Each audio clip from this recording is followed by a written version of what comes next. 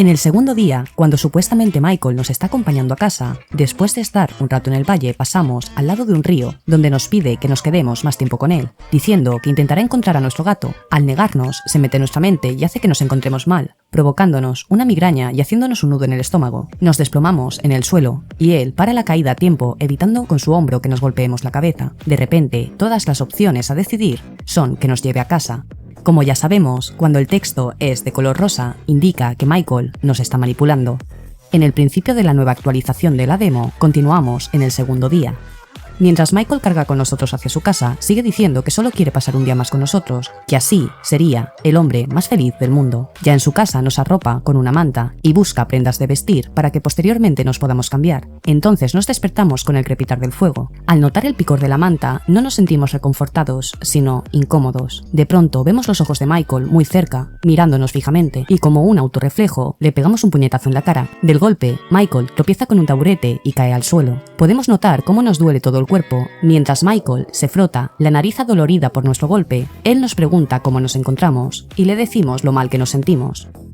Le preguntamos qué ocurrió y supuestamente se sorprende al ver que no nos acordamos. Dice que nos golpeamos la cabeza porque tropezamos y que por eso nos trajo a casa. Cuando vamos a tocarnos la cabeza para comprobar si hay o no algún moratón, Michael nos agarra de la muñeca evitándolo y nos interrumpe para darnos una bebida diciendo que nos hará sentir mejor. Mientras tomamos el brebaje, nos damos cuenta de que ya son varias las ocasiones en las que nos hemos despertado aturdidos y desorientados en esa casa. Este pensamiento, de nuevo, nos hace sentir incomodidad. Cuando terminamos de beber, nos notamos más ligeros, haciendo que nos sintamos mejor. Michael está nervioso. Dice que lamenta lo que nos ha sucedido, que no quería que saliésemos lastimados. Aunque le decimos que somos una persona que suele tropezar, se puede ver su culpabilidad mientras nos dice que él prometió cuidarnos y mantenernos a salvo, y reconoce que él nos hizo daño y nos pide perdón. Nosotros, ingenuos, ya que no recordamos con claridad qué sucedió y que realmente fue él el que nos hizo encontrarnos mal para volver a retenernos en su hogar, le decimos que él no es el culpable y que no podía haber predicho que aquello iba a ocurrir.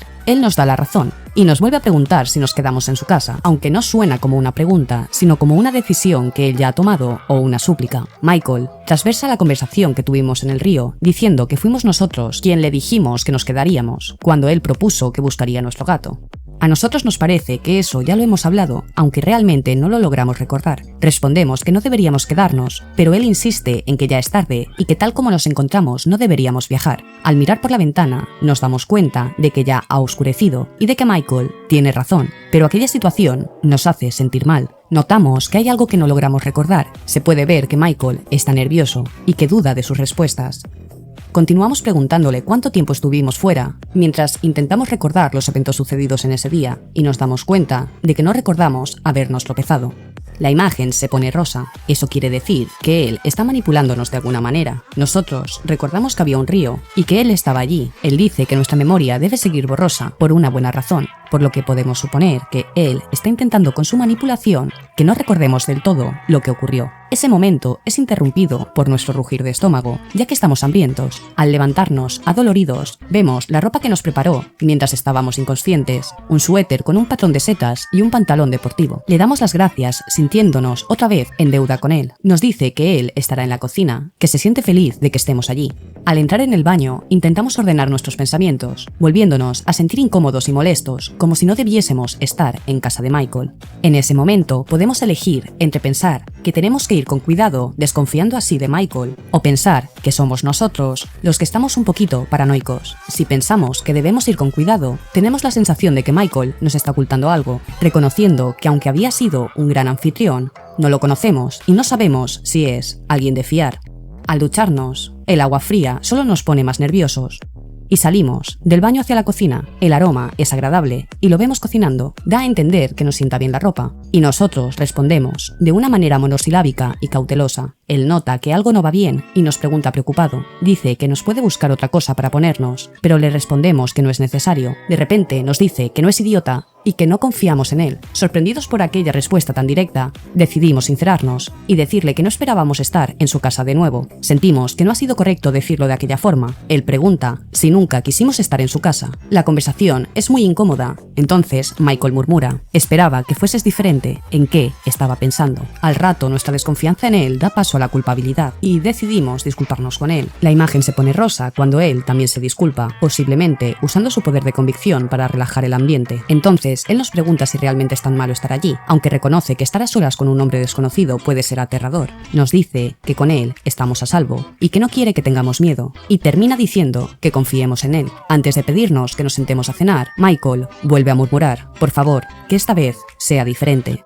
Si decidimos que somos nosotros los que estamos un poquito paranoicos, nos llevará a dos opciones diferentes mientras él cocina: que durante la conversación coqueteemos con él o que hagamos el tonto. En ambas conversaciones, él dice palabras extrañas, ya que si coqueteamos con él, nos dirá una palabra extraña que significa linda, y si decidimos hacer el tonto, nos dirá otra palabra ininteligible que parece significar algo insultante o desagradable.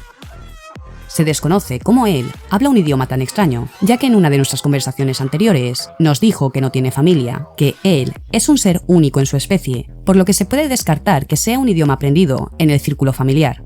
La siguiente decisión es sobre el acompañamiento de la sopa, eligiendo entre tomarla con queso frito, con pan de ajo o sola. Sea cual sea la elección, nos parece delicioso. Ya en el salón, estamos un poco distraídos mirando por la ventana. Michael nos pregunta si estamos viendo algo. Al girarnos hacia él, nos llama la atención un objeto brillante debajo de la cama. Es una caja de metal, llena de pegatinas, una seta, una luna y lo que parece ser un corazón. Cuando le preguntamos qué es, nos dice que es una caja con suministros de emergencia, que no es especial. Nosotros notamos que está mintiendo, pero decidimos dejar esa conversación para otro día. Michael, visiblemente emocionado, nos pregunta si es cierto aquello que dijimos en el río. Decimos que no lo recordamos, aun siendo él quien nos ha influido para que tengamos el recuerdo borroso. Al parecer deseaba que recordásemos que antes de que él nos hiciese sentir mal, cuando vio su reflejo en el río y reaccionó con desprecio hacia sí mismo, le dijimos que él no era un monstruo y que no se ve como realmente es, alguien increíble. Entonces pregunta si nos queremos despertar pronto para buscar a nuestro gato. No lo voy a volver a decir, pero él sabe que ya está muerto, y que nos dé esperanzas de encontrarlo solo para que estemos más tiempo con él me parece algo muy cruel. Nosotros le agradecemos que quiera buscarlo, pero de repente le decimos que al día siguiente simplemente puede llevarnos a casa. Nos pregunta si estamos seguros y le decimos que sí. Él nos intenta convencer de que busquemos al gato y no nos vayamos aún. Después de un rato, él nos sonríe y nos dice que está bien y sugiere que nos vayamos a dormir. Mientras él prepara la cama para ir a dormir, de repente le preguntamos si podemos confiar en él. Michael dice que por supuesto, y nos dormimos con el sonido del crepitar del fuego y los chasquidos de las agujas de Michael al tejer. Al despertar al día siguiente es nuestro tercer día con Michael. Mientras estamos en el baño reflexionamos sobre que necesitamos volver a nuestra vida, a nuestro trabajo y que extrañamos a nuestro gato.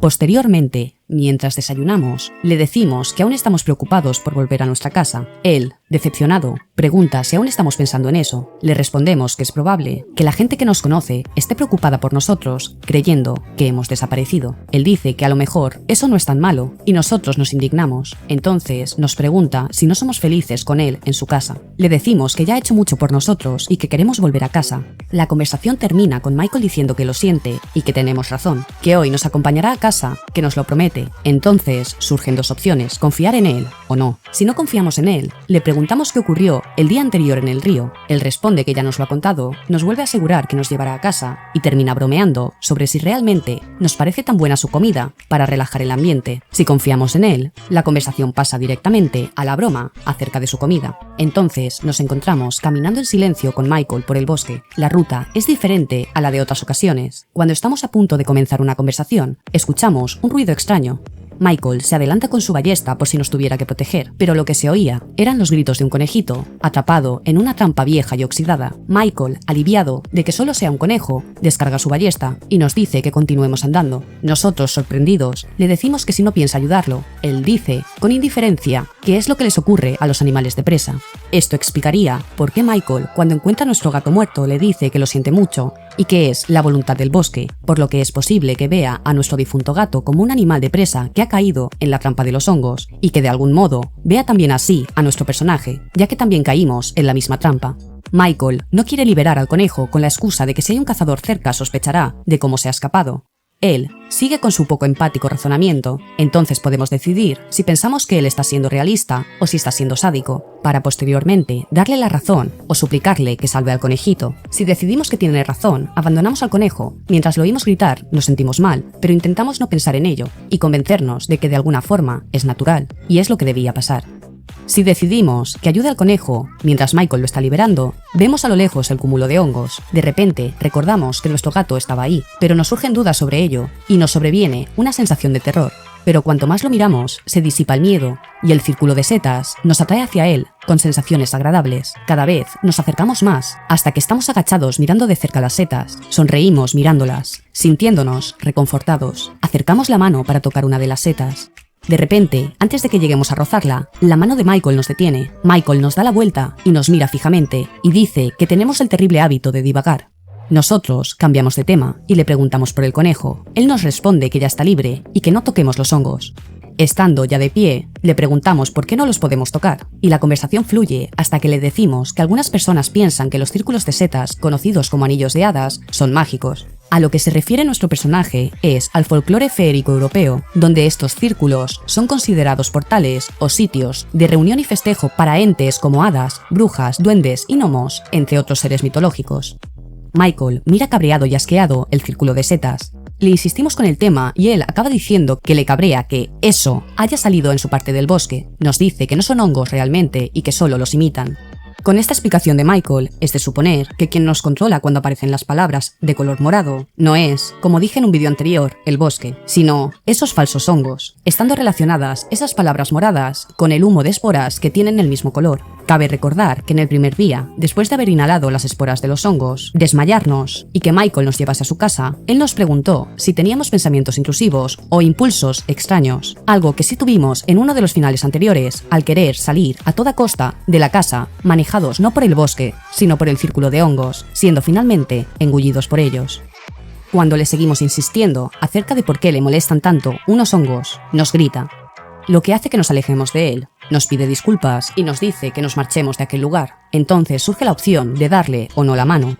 Si no se la damos, nos vuelve a pedir disculpas y seguimos caminando. Si se la damos, vivimos un momento incómodo y romántico. Después de un rato, nos dice que somos especiales y nos aprieta la mano antes de soltarla para seguir caminando en silencio. Al rato, preguntamos cuál es su animal favorito. Él nos dice que la medusa y que se identifica con ella porque tienen algo en común, pero no nos dice el porqué de su parecido. Entonces nos pregunta cuál es nuestro animal favorito. Si respondemos que es el gato, nos mira, sonriendo. Sin embargo, con la otra respuesta, en la que le decimos que sus gallinas son nuestro animal favorito, se le puede ver muy contento.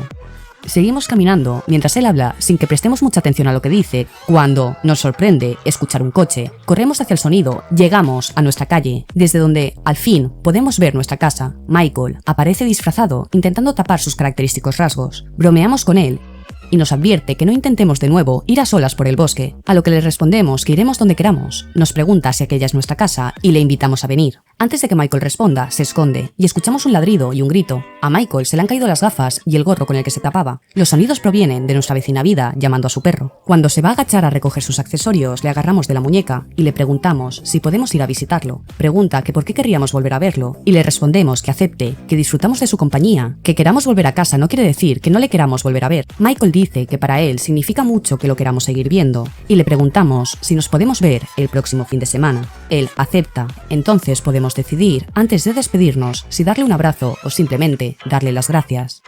Si decidimos abrazarlo, Michael ronronea y nos abraza tan fuerte que casi nos asfixia. Si decidimos simplemente darle las gracias, le acabamos preguntando por qué nos llama Luciérnaga, a lo que él responde que le recordamos a una, ya que, al encontrarnos, pensó que nuestro tiempo juntos sería corto, que si no hubiera tenido cuidado nos habríamos escabullido, que cuando nos quedamos con él, levantamos todo lo que le rodea, que nuestra luz es suave, cálida y fascinante, que le gustaría tenernos para siempre en sus manos, pero que eso no nos gustaría. Después de esta declaración, nos sonrojamos, y en ambos casos al terminar la conversación, le golpeamos sutilmente el hombro y le decimos que nos veremos el fin de semana. Entonces, Michael desaparece y de camino a casa nos encontramos a nuestra vecina Vida con su perra Laika. Vida nos pregunta dónde hemos estado. Le decimos que en casa de un amigo haciendo una desintoxicación tecnológica y luego pregunta por nuestro gato, a lo que respondemos que no lo hemos encontrado. Ella dice que lo siente mucho y que estará durante las vacaciones del semestre, que podemos quedar para ver una película. Le damos las gracias y nos despedimos de Vida. Antes de entrar a casa, nos giramos hacia el bosque y nos sorprendemos al ver la silueta de Michael entre los árboles. Lo saludamos y él nos devuelve el saludo. Finalmente, entramos en nuestra casa y pensamos en todas las obligaciones que tenemos que cumplir y terminamos diciendo que al menos esperaremos con ansias que llegue el fin de semana. Y así termina nuestro tercer día con Michael.